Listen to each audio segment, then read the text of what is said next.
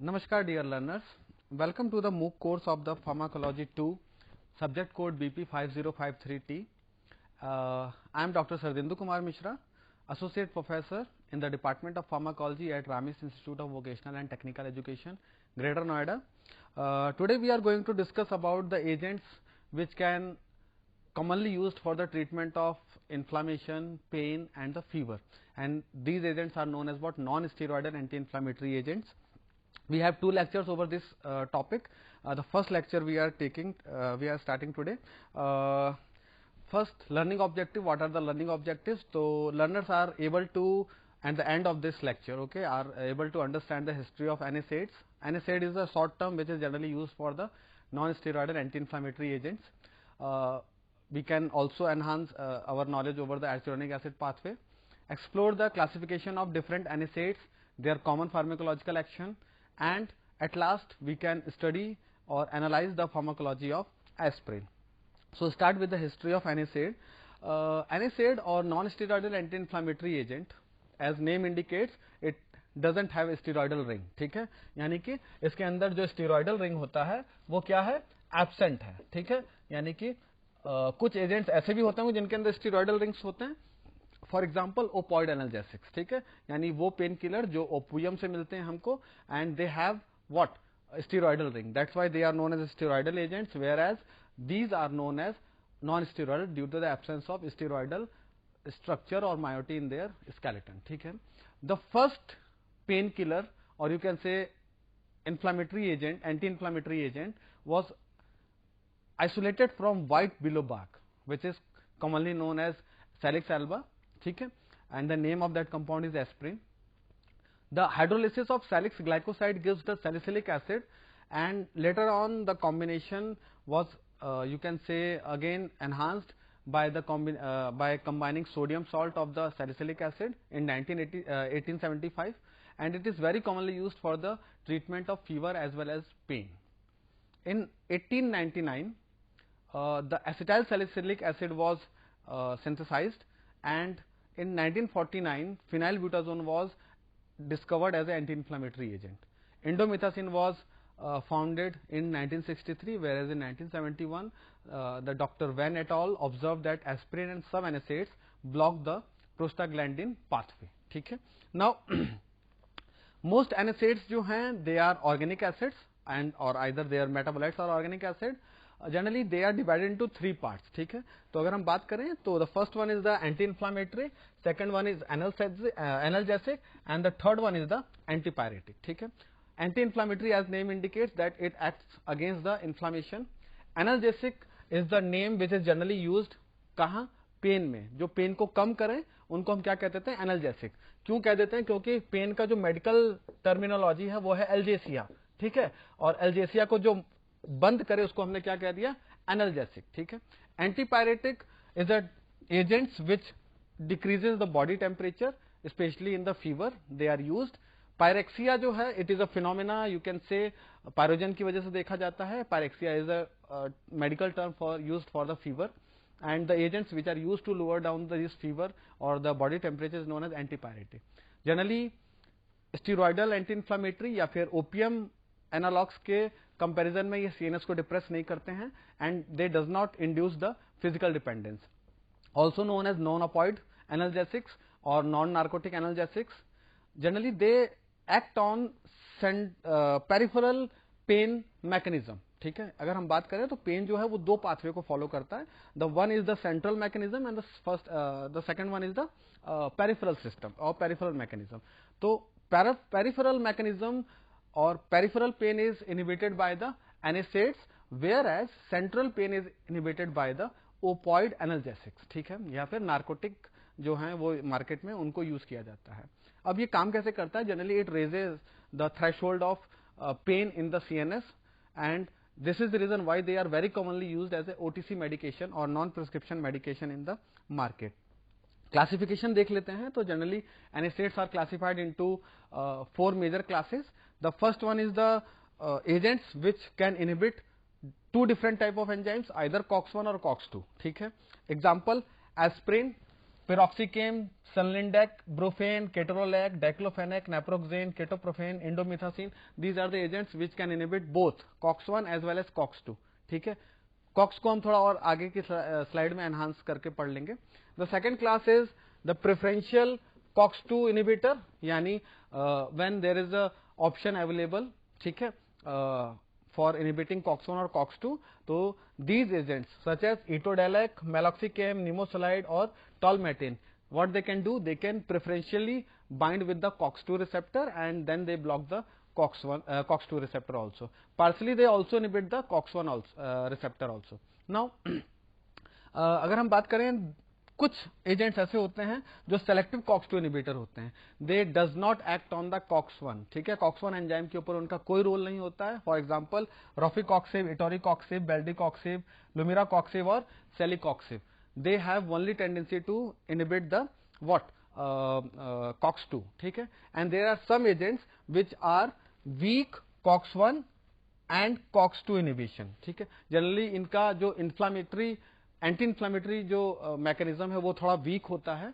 Analgesic और antipyretic ये बहुत अच्छे होते हैं. फॉर एग्जांपल पैरासिटामोल, एग्जांपल यहाँ पर पैरासिटामोल, सल्फासेलाजिन और डाइफ्लूनिसल. ठीक है, नाउ अब हम बात कर लेते हैं, क्योंकि हमने COX के ऊपर बोला कि COX को इनहिबिट करता है. तो व्हाट इज COX? तो COX जो है वो एर्जिडोनिक एसिड पाथवे में हमने पढ़ा था. ठीक है, and it is known as cyclooxygenase. ठीक है, एंजाइम है जो कि कैटालाइज करता है एर्जिडोनिक एसिड को डिफरेंट प्रोस्टाग्लैंडिन्स या प्रोस्टासाइक्लिन बनाने में या थ्रोम्बोक्सिन्स बनाने में. ठीक है, नाउ COX-1 जो है इसको तीन पार्ट में डिवाइड करते हैं, COX-1, 2 एंड 3.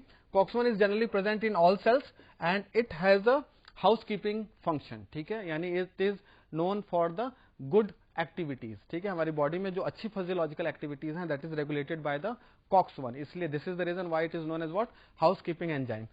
अब कौन कौन सी एक्टिविटीज हैं? तो होम्योस्टैसिस ऑफ जीआई को मेंटेन करता है, किडनी में ब्लड फ्लो को मेंटेन करता है, प्लेटलेट के फंक्शंस को मेंटेन करता है. But when we come to the COX-2, the second one, it is a, you can say, inflammatory enzyme. ठीक है, इसको हम कह सकते हैं, या स्टिमुलेटरी या इंड्यूसिबल एंजाइम है. ये क्या करता है? ये इन्फ्लामेशन को इंड्यूस करता है by stimulating the cytokines, endotoxins and the tumor necrosis factor. ठीक है, this is the reason why inflammation is mostly seen activated by the COX-2 enzyme. ठीक है, COX-2 it is recently developed, recently studied and found that it is found in brain, heart and the aorta. It is also having a good housekeeping function, but sometimes it may induce the pain and fever. ठीक है, कभी कभी हमको fever और pen अगर देखने को मिलता है तो वो COX-3 की वजह से होता है. नाउ अब हम इस NSAIDs का जो मैकेनिज्म ऑफ एक्शन है लगभग कॉमन है. ठीक है, इसलिए हम एक जनरलाइज्ड मैकेनिज्म ऑफ एक्शन समझ लेते हैं. हमने बात की थी हमारे जो सेल मेम्ब्रेन्स हैं, they are made up of what, phospholipids. ठीक, and these phospholipids are made up of what, essential fatty acids. तो ये फॉस्फोलिपिड जो हैं ये कन्वर्ट होते हैं और बनाते हैं एर्जिडोनिक एसिड. ठीक, और इस एर्जिडोनिक एसिड को कैटालाइज कौन करता है? Phospholipase A2. Now this arachidonic acid is again divided into three different pathways.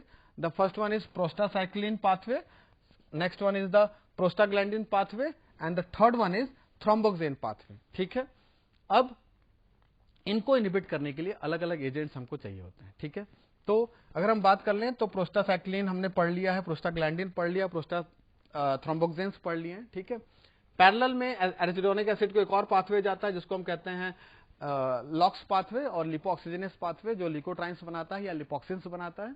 ठीक है, अब हमारा NSAID काम कहां कर रहा है? तो अगर आप देखोगे तो फॉस्फोलाइपेज को जनरली कौन इनहिबिट करता है? स्टेरॉइड्स जो हैं मार्केट में अवेलेबल, ग्लूकोकॉर्टिकॉइड्स. ठीक है, वो इनहिबिट करते हैं. बट साइक्लोऑक्सीजिनेज एंजाइम को इनहिबिट करने वाले ड्रग का नाम क्या है? NSAID, non steroidal. तो जनरली हमने जब क्लासिफिकेशन बात की तो वो कहां काम कर रहा है? वो एर्जिडोनिक एसिड को कन्वर्ट नहीं होने देगा PGH2 में, और जब ये PGH2 में कन्वर्ट नहीं होगा तो इसकी वजह से ना प्रोस्टासाइक्लिन बनेगा, ना प्रोस्टाग्लैंडिन और ना थ्रोम्बोक्सेन्स. ठीक है, तो यानी कि आप कह सकते हो, हाँ, अब depending on the different agents, अगर वो सेलेक्टिव COX-2 इनहिबिटर है, प्रेफरेंशियल COX-2 इनहिबिटर है, या फिर वो दोनों को इनहिबिट कर रहा है, वो डिपेंड करता है. ठीक है, नाउ अब हम बात कर लेते हैं what is the role of NSAIDs. तो as a analgesic NSAIDs lowers the pain as per IASP. IASP stands for the International Association for Pain. Pain is अगर हम पेन को डिफाइन करना चाहें, it is the unpleasant sensory and the emotional experience associated with the actual tissue damage. ठीक है, तो यानी कि टिश्यू डैमेज की वजह से जब हमको कोई इमोशनल या सेंसरी अनप्लीजेंट आपको एक्सपीरियंस होता है, ठीक है, तो that is known as what pen.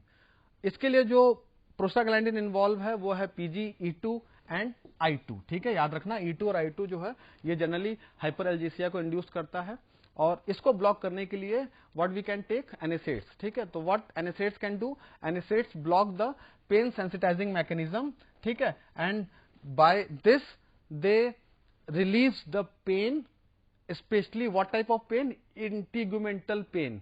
Integumental pain और विसरल पेन, दो वर्ड्स हैं यहां पर। ठीक है, तो जो विसरल पेन है वो हमारे ऑर्गन का पेन होता है। ठीक है, और इंटीगुमेंटल पेन का मतलब हो गया जो हमारा सुपरफिशियल पेन हो, ठीक है, पेरिफेरल पेन हो। ठीक, तो उस तरह के पेन को ट्रीट करने के लिए एनेसेड्स बहुत इफेक्टिव है। But when we talk about the visceral pain, ठीक है, यहां आप देखो लिखा हुआ है it is ineffective in the visceral pain, तो इन विसरल पेन में ये काम नहीं करता है। ठीक है, इसको अच्छे से याद रखना। विसरल पेन का एग्जांपल एक बहुत अच्छा है कॉलिक पेन। ठीक है, आपके कोलन के अंदर स्पाज्म होता है, तो वो वाला पेन जो है वो उसको ये रिलीफ बिल्कुल नहीं देता। For that we can take opioid analgesics. ठीक है, what is the advantage, no sedation, no dependence, no abuse. ठीक है, ये अच्छी बात है इसके साथ। ठीक अब देख लो जनरली कैसे काम कर रहा है।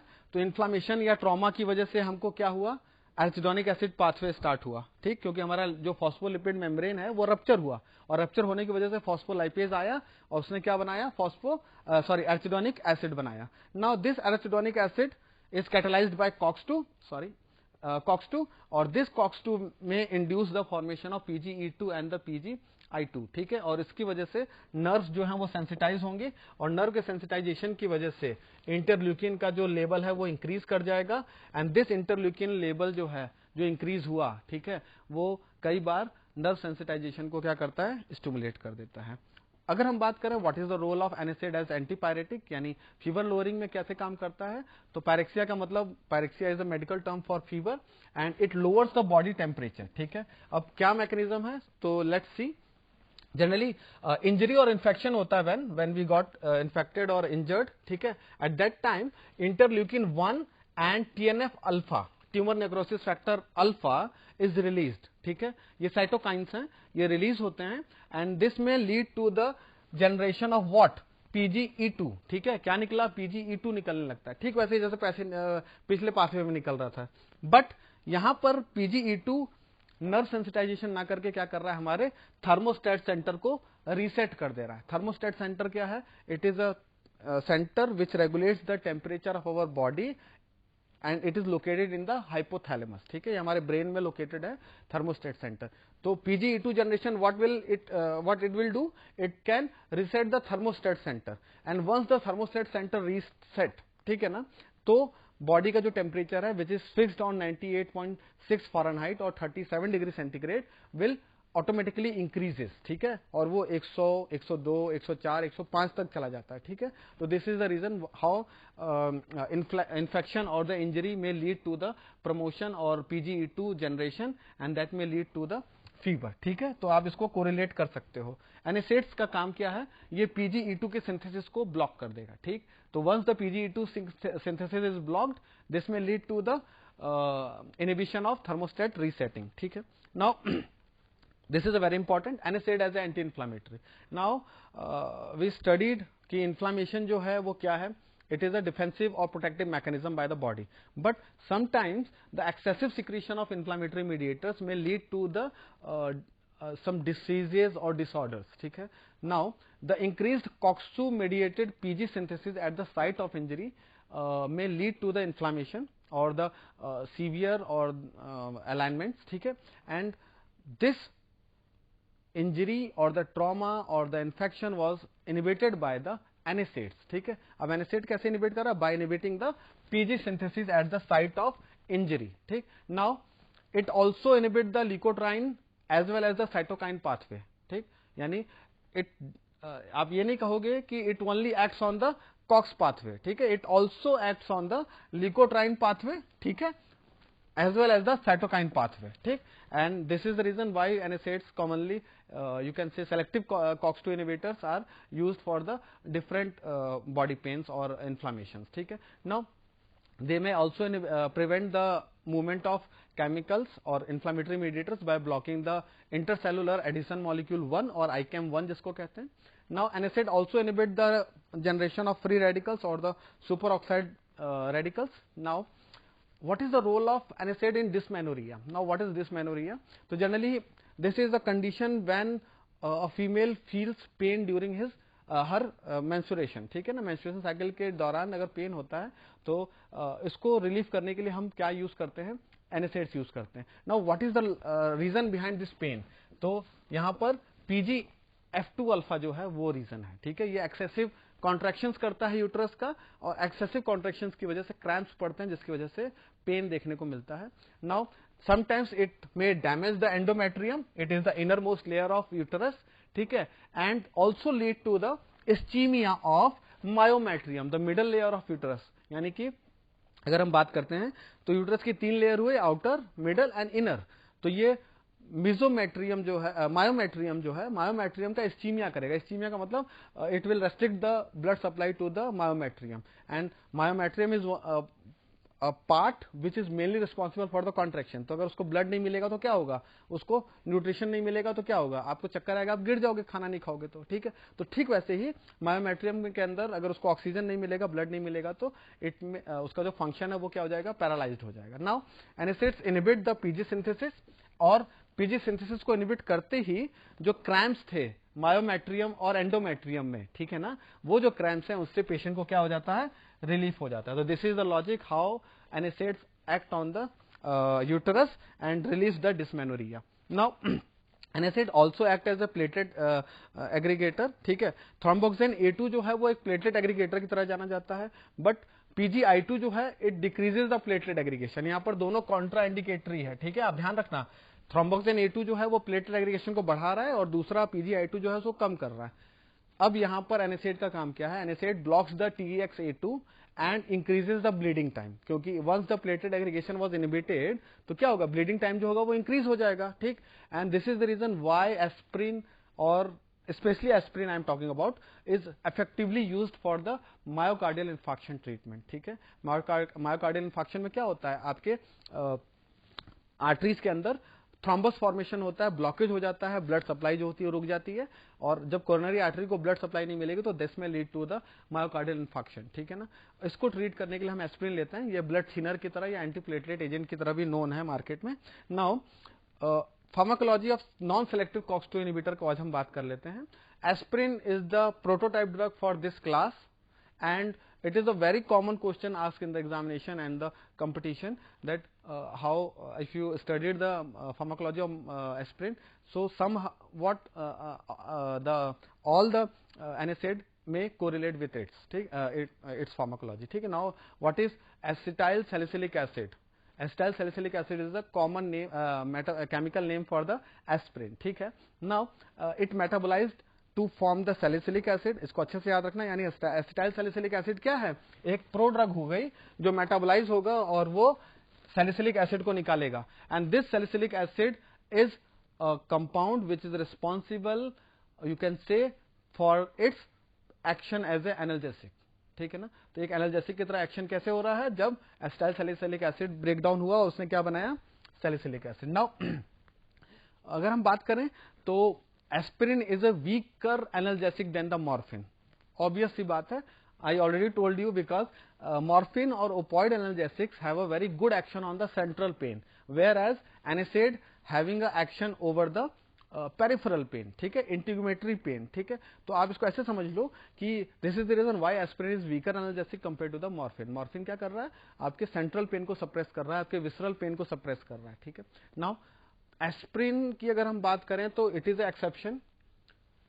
मैक्सिमम NSAIDs जो हैं वो रिवर्सिबल बाइंड करते हैं COX-1 और COX-2 के साथ, but aspirin is the exception which binds with the COX-1 COX-2 irreversibly, ठीक है. And this is the reason why aspirin have some issues in the clinical practice, ठीक है ना. नाउ अगर हम बात करें तो एक्टिव, अगर इसकी बात करें कि ये एक्टिव कब होगा, तो जब इसका एसिटाइलेशन होगा, यानी कि once the acetyl salicylic acid में से एसिटाइल जो है वो टूटकर बाहर निकल गया, ठीक है, तो क्या बना, salicylic acid, and this salicylic acid binds with the cox irreversibly and this may lead to the prevention of prostaglandin synthesis or you can say sensitization of the nerve endings, ठीक है. It may also increase the pain threshold, यानी कि pen को सहने की आपकी जो शक्ति है उसको भी ये बढ़ा देता है, ठीक है, तो आपको प्रॉब्लम कम होने लगती है.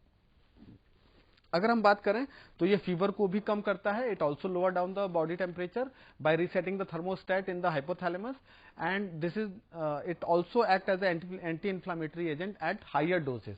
तो अगर हम बात करें लोअर डोजेस पे तो it is a very good analgesic, antipyretic और एंटीप्लेटलेट यू कैन से, ठीक है. बट जब हम बात करते हैं इसकी हम एंटी इन्फ्लामेटरी एक्शंस की तो वो हमको इसके हायर डोजेस पे ज्यादा देखने को मिलता है, ठीक है. Now what are the metabolic function associated with aspirin? So generally it increases the cellular metabolism, it increases the thermogenesis or heat production, also increase the glucose utilization and maintains the nitrogen balance, ठीक है. Negative nitrogen balance को ये क्या करता है, check out करता रहता है, ठीक है. यानी कि नेगेटिव नाइट्रोजन बैलेंस कैसे चेक होगा, increase protein into the breakdown into the carbohydrates, ठीक है ना. नाउ रेस्पिरेशन पे अगर हम बात करें तो at low doses aspirin stimulates the respiratory centre, ठीक है. बट जब हम हायर डोज पे बात करते हैं तो ये ठीक उसके उल्टा काम करता है, ये डिप्रेस कर देता है किसको, रेस्पिरेटरी सेंटर को हमारे ब्रेन में, ठीक है. यानी अगर आप लोअर डोज पे ले रहे हो तो it is very good to activate the respiratory centre, but अगर हायर डोज पे बात करें तो ये आपको थोड़ा सा शॉर्टनेस ऑफ ब्रीदिंग देखने को मिलता है, ठीक है. जीआईटी पे अगर बात करें तो यहां पर एस्प्रिन जो है वो थोड़ा सा कल्प्रिट बन जाता है, ठीक है. जनरली जब सैलिसिलिक एसिड टूटकर एस्टाइल सैलिसिलिक एसिड से अलग होता है तो ये इरिटेट करता है गैस्ट्रिक म्यूकोसा को by a mechanism known as what, ion trapping phenomena, ठीक है. अब आयन ट्रैपिंग फिनोमेना क्या है, generally it remains unionised and diffusible to the gastric mucosa, अंदर नहीं जा पाता है, ठीक है. But at acidic pH once it entered into the gastric mucosa, अब वो कैसे एंटर करेगा उसको समझ लेते हैं हम. जनरली हेलिकोबैक्टर पायलोरी जो है वो एक पैथोजन है जो कि आपके म्यूकोसा को डैमेज करता है, ठीक है, यूरेज एंजाइम के प्रेजेंस में, ठीक है, और तोड़ के वहां जगह बना देता है. और एक बार जैसे ही एस्प्रिन जो है वो आपके म्यूकोसा में एंटर हुआ तो वहां जाते ही ये आयोनाइज्ड हो जाएगा, जो डिफ्यूजिबल था वो इनडिफ्यूजिबल हो जाएगा और ये म्यूकोसल सेल में एक्युमुलेट हो जाएगा, ठीक है.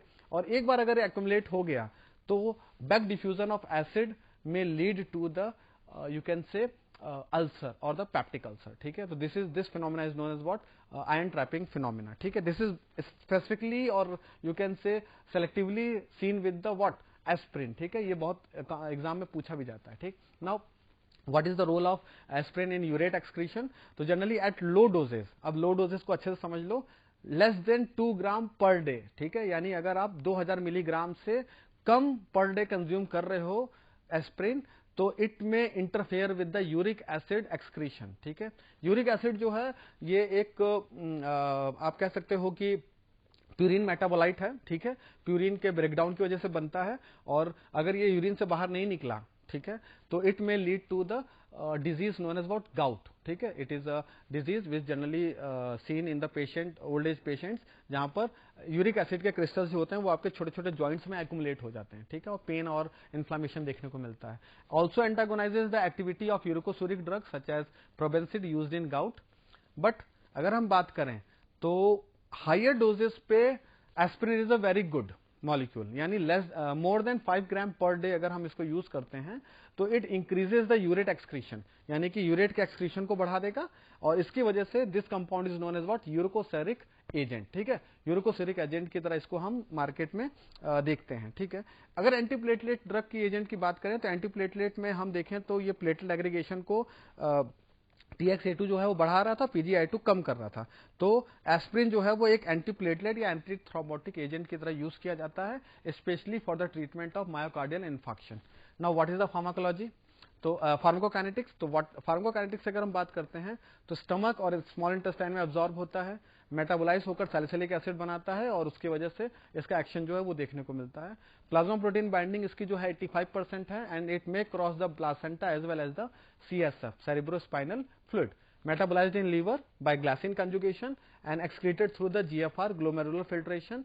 टी हाफ जो है it is near by 15 to 20 minutes, and अगर हम चाहते हैं कि इसका जो हाफ लाइफ है बढ़ जाए तो हमको हाई डोज पे इसको कंज्यूम करना होगा। एडवर्स इफेक्ट्स की बात कर ले तो गैस्ट्रोइंटेस्टाइनल डिस्टर्बेंसेस देखने को मिलते हैं, यानी एपिगैस्ट्रिक डिस्ट्रेस, म्यूकोसल डैमेज देखने को मिलता है हमें। हाइपर सेंसिटिविटी रिएक्शन जो है कि इसका कॉमन प्रॉब्लम है, ठीक है, स्पेशली रैसेस और अट्रिकेरिया देखने को मिलता है। This is the reason why it is not used in the childrens, ठीक है ना। Salicylism is specific side effect with the aspirin. आप अच्छे से याद रखना, ये एग्जाम में पूछा जाता है। व्हेन वी यूज रिपीटेडली, ठीक है, हम बहुत ज्यादा एस्प्रिन को रिपीटेडली यूज करते हैं तो this may cause the headache, mental confusion, tinnitus. Tinnitus stands for the ringing of ear, कान बजना, ठीक है, घंटी कान में बज रही, that is what tinnitus. And hyperthermia, hyperthermia is increase in the blood circulation at particular organ or particular tissues, and this may lead to the increase in temperature also. अगर हम बात करें तो चिल्ड्रंस में अगर हम इसको यूज करते हैं, जनरली 12 साल से कम उम्र के बच्चों में इसको नहीं यूज किया जाता, बट अगर आप यूज करते हैं तो ये एक रेस सिंड्रोम कॉज करता है, which means hepatic encephalopathy, enlargement of the liver, ठीक है। Prolonged bleeding time side effect है इसका एक। नेफ्रोटॉक्सिसिटी है, ये कॉज करता है, किडनी को डैमेज करता है। ड्रग इंटरेक्शन की अगर बात करें तो एस्प्रिन जो है वो वारफरीन, सल्फोनाइल यूरिया और फेनेटोइन को बाइंडिंग साइट से क्या करता है, हटा देता है, ठीक है। यानी एक बार जैसे ही एस्प्रिन ने सल्फोनाइल यूरिया, फेनेटोइन और वारफरीन को हटाया तो उनका जो एक्शन है वो क्या हो जाता है, कम हो जाता है, और इसकी वजह से ब्लीडिंग रिस्क जो है वो बढ़ जाती है। दिस इज द रीजन हम इसको बहुत समझकर और बहुत ही मेडिकल सुपरविजन में चलाते हैं। थेरेपेटिक यूज की बात करें तो मार्केट में 75, 100, 150, 325 एंड 600 मिलीग्राम में ये ड्रग अवेलेबल है। आप इसको ट्वाइस अ डे और thrice a day depending on the symptoms और यू कैन से डिजीज लेते हैं। इसका यूज अगर बात करें तो एक्यूट रोमेटिक फीवर में यूज किया जाता है, rheumatoid arthritis, osteoarthritis, post myocardial infarction, and it also prevents the pre eclampsia. Pre eclampsia का मतलब होता है the increase in blood pressure during the pregnancy, ठीक है। इसकी वजह से कई बार मतलब मिसकैरेज होने के चांसेस होते हैं, ठीक है ना। These are the references and